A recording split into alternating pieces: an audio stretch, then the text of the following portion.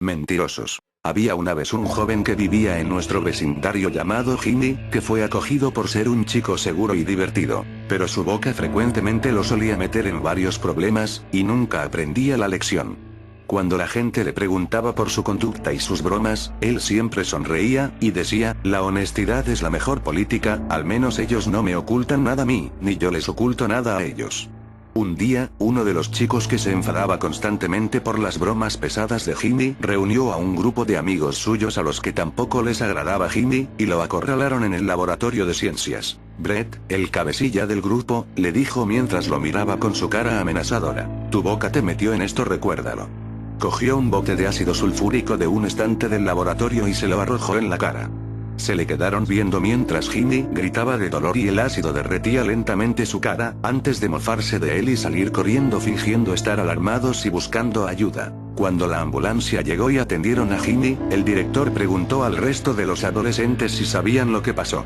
Brett explicó que pasaron por el salón y vieron a Jimmy merodear por la sala del laboratorio, y que, para el momento en que entraron, ya estaba en ese estado.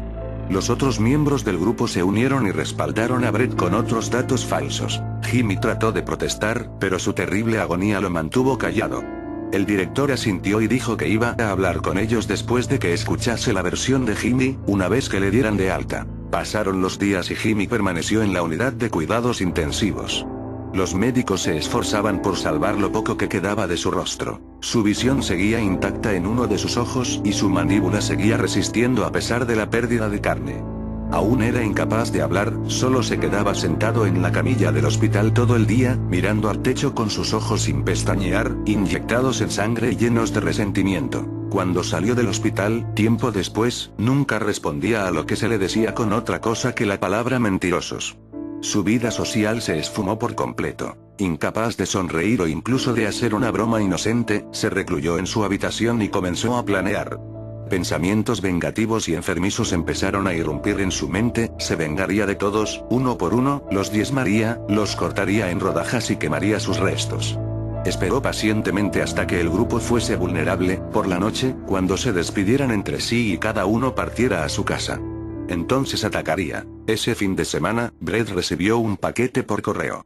Curioso, lo abrió y encontró una cinta de video que tenía escritas las palabras para ti en la parte frontal.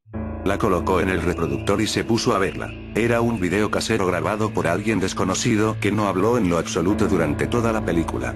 En el inicio, la cámara apuntaba a la fecha de un periódico, era de ayer. Mientras la cámara se alejaba, se podía ver que estaba en un sótano.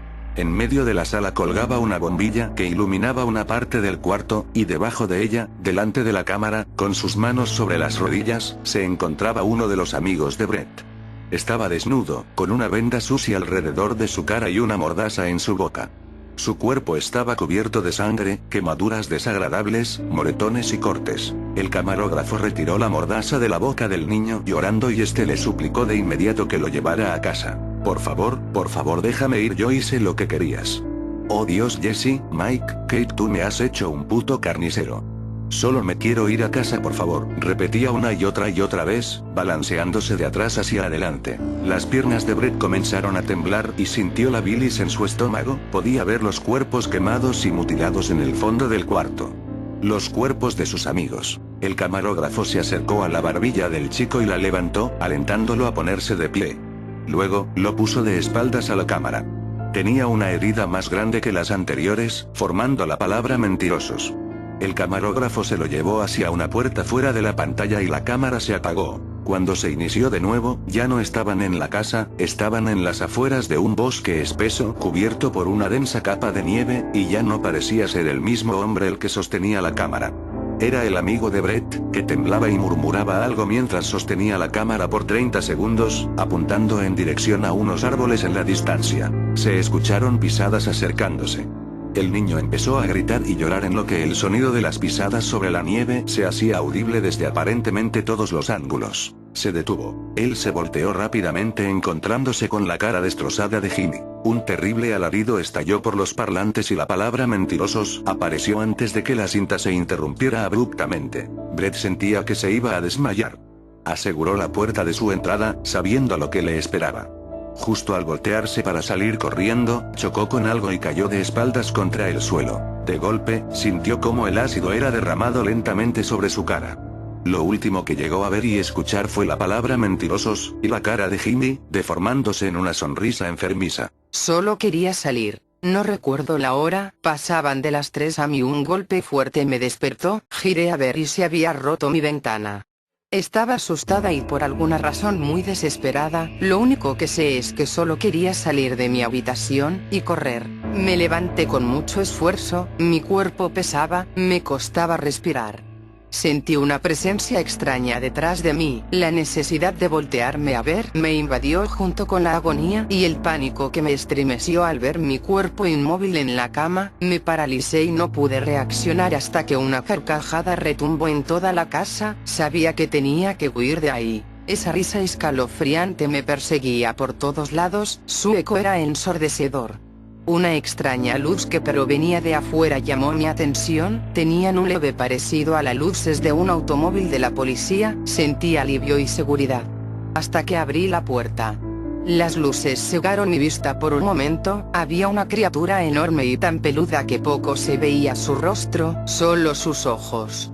2 hoyos negros que parecían no tener fin, casi se lograba ver a través de ellos, abarcaban gran parte de su cara, su mirada fría me observaba, dejándome completamente inmóvil, sus garras largas estaban destrozando al oficial de policía que estaba dentro del auto, habían viseras esparcidas por todos lados, escurría sangre de la boca llena de afilados colmillos que formaban una macabra sonrisa.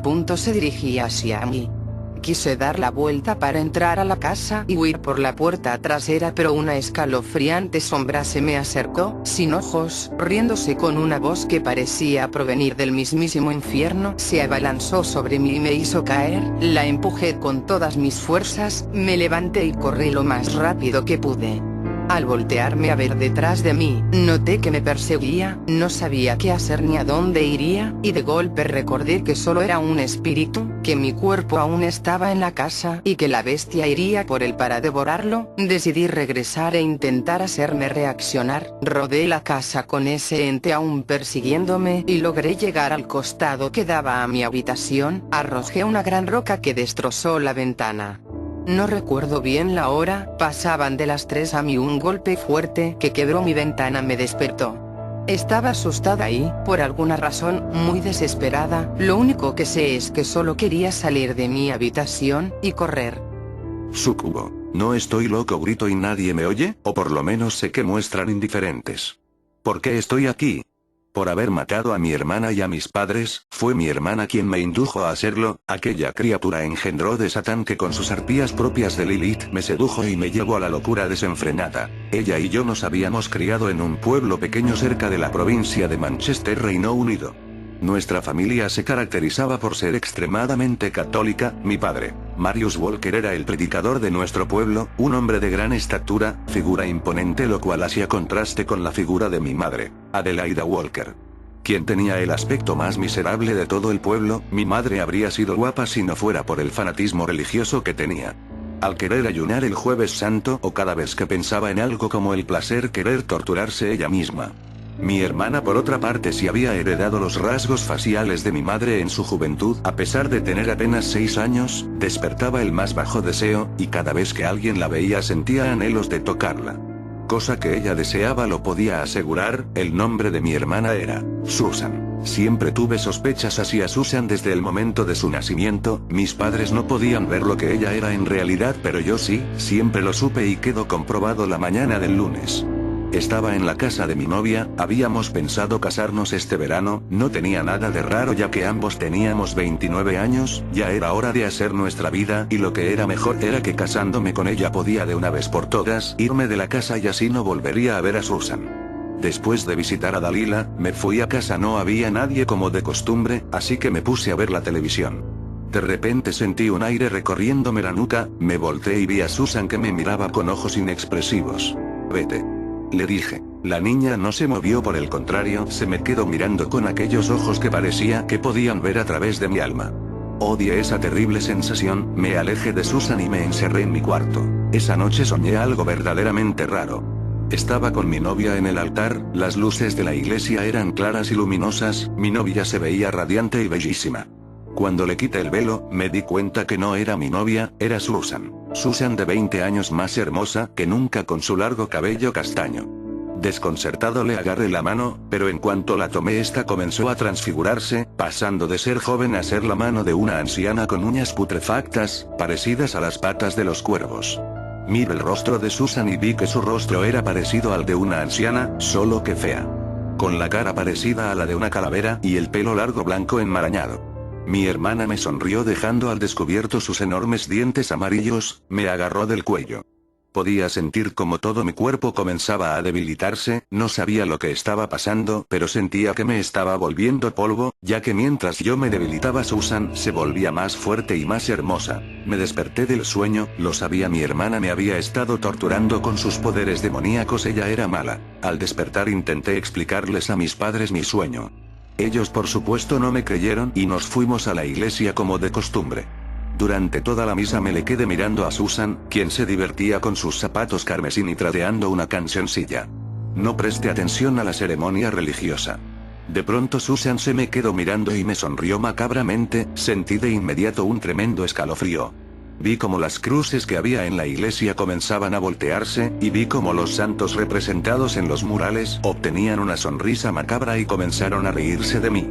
Luego vi como la estatua de la Virgen que estaba en medio del altar sonreía como los demás santos, pero no era la cara de la Virgen María, era la cara de Susan quien se reía. Ya basta. Grité. Al igual que como empezó todo, volvió a la normalidad, todas las personas se me quedaron viendo. Al salir de la iglesia mi padre me reprendió por mi comportamiento, intenté explicarle que todo había sido obra de Susan, pero mi padre no me creía y mi madre tampoco. Traté de calmarme, a lo mejor había sido mi imaginación ya que durante todo el día no sucedió nada. En la tarde fui a ver mi novia a su casa. Me mostró las invitaciones para la boda, mi novia se me quedó mirando con ojos lujurioso. Yo también la deseaba, aunque según nuestros padres solo podíamos tener sexo hasta después del matrimonio, pero no podía más. La llevé al sofá y comencé a desvestirla, todo estaba saliendo bastante bien hasta que mi novia comenzó a reírse parecido a las estatuas de la iglesia, y cuando volteé a verla tenía el rostro de Susan, quien me miraba enseñando los dientes riendo desenfrenadamente, diciéndome imbécil. No lo podía creer, Susan de nuevo me estaba torturando.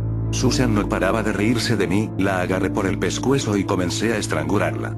Aléjate de mí. Susan no paraba de reírse mientras la estrangulaba, le parecía divertido que yo la estuviera matando. No lo iba a permitir, intenté apretar más mi mano como si la vida se me fuera en eso. De repente el rostro de Susan pareció pedir clemencia. Para, gritó, pero yo no la iba a soltar. Si me había torturado en la iglesia porque iba a tener consideración con ella. Finalmente Susan dejó de reírse y cerró los ojos.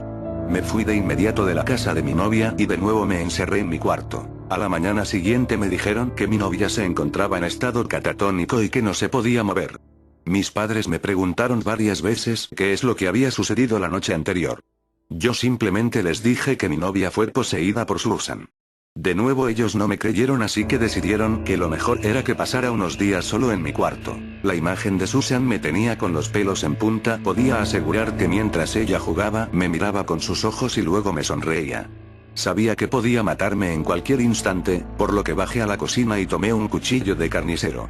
Puse el cuchillo debajo de mi almohada, esa noche podía oír millones de risas en mi cuarto. Ya no lo podía soportar más, era demasiada la presión que sentía. Bajé al sótano y fui al cuarto de Susan, estaba dormida profundamente como si fuera un ángel. Sin más me acerqué a su cuarto, tomé el cuchillo. Ella se despertó y no hizo ningún movimiento para defenderse, más bien me dijo con la mirada, hazlo. La niña comenzó a reírse a carcajadas, la odié por eso, la odiaba, quería que se fuera y me dejara hacer mi vida. Sin más agarré el cuchillo y comencé a apuñalarla como si la vida se me fuera en eso.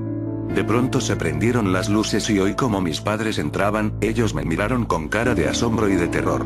Mire, a mis padres tenían que comprender que ahora éramos libres del dominio de Susan. Sin embargo, Susan, todavía muerta, se volteó a verme con la cara llena de sangre y comenzó a carcajearse y dijo, nunca podrás contra mí. En ese instante mis padres también comenzaron a reírse y estos tomaron la forma de Susan.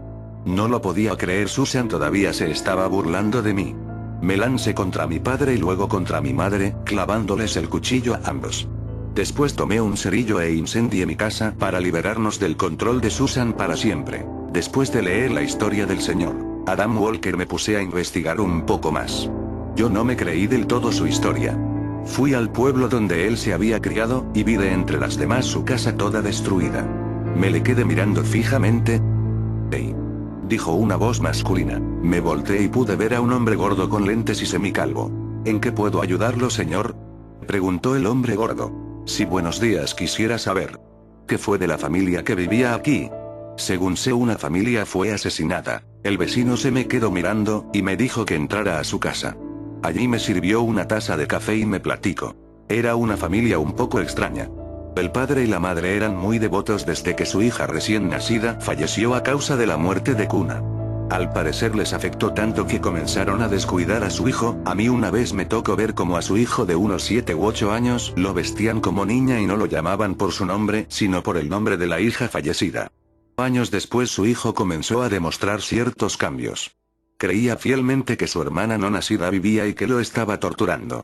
Tanto así que una noche mató a sus padres y a su novia. De no haber sido por la policía, el chico hubiera aniquilado a todo el pueblo. Me quedé mudo por la historia, de manera que la niña nunca había existido. Le agradecí al señor la historia y me fui directo a mi carro. Todo lo que el señor Adam Walker me relató no era más que producto de su imaginación. Recibí una llamada de la cárcel, donde se me avisaba que mi cliente Adam Walker se había quitado la vida hace unos minutos. Me fui directo a la cárcel, para ver la escena del crimen. Estaba conduciendo más deprisa de lo normal, cuando vi en medio de la carretera a una niña que se atravesó, lo cual me obligó a que me frenara. Me bajé del coche e intenté buscarla, pero no la veía. De repente sentí un escalofrío recorriéndome la espalda. Me volteé y vi a una niña de cabellos castaños largos recogido con un moño y de vestido blanco. «Hola, pequeña. ¿Estás perdida?». «Sí», dijo la niña con voz cantarilla. «¿Quieres que te lleve a algún lugar?». «No es necesario, mi hermano me está esperando», dijo la niña con calma. No tenía nada de raro. La pequeña estaba esperando a su hermano. De repente me le quedé mirando y luego me acordé de las descripciones que Adam Walker me había dicho sobre su hermana, que coincidían perfectamente con la niña que tenía enfrente. Pero no era posible, la hermana nunca había existido, ella no podía existir, tenía que ser producto de mi imaginación. Sin más le pregunté su nombre, deseando equivocarme. «¿Cómo te llamas, nena?», le pregunté con una pizca de terror. «Susan Walker», dijo ella con una sonrisa angelical.